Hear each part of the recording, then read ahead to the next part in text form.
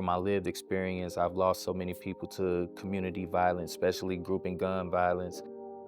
Young people are experiencing these problems on a day-to-day basis. But there's also young people that are part of the solution and are working to be the change they want to see.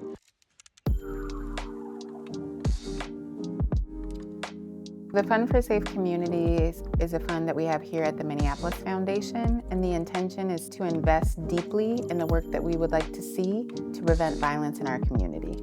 We have taken a public safety and public health approach with this too, and thinking not just about incidents of violence, but also some of those social determinants of health. We have an advisory committee of young leaders that either live in communities impacted deeply by violence or have been personally impacted by violence, and we've really leaned into their collective knowledge. Being somebody that's born and raised in this community, somebody that's affected by the violence, not only in the past, but present, this gives me an opportunity to have my voice at the table with the decision makers. You gotta have well-rounded perspectives, you know, when you're sitting down at the table, you gotta have folks from different walks of life, you know, but that have like a similar vision. The fund really focuses on organizations where passion meets the work.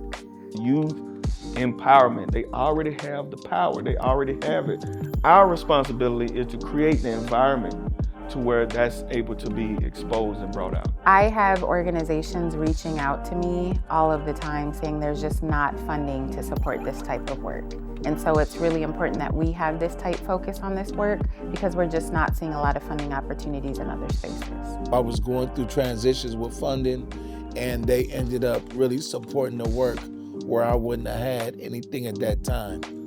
We can't police our way out of issues that's in our communities because we as a community need to help our community.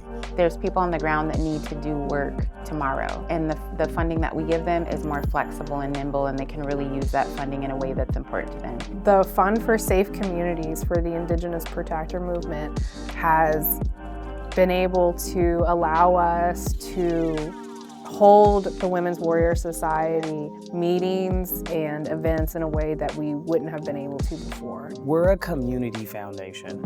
We don't have all the answers. We never will, and we never should.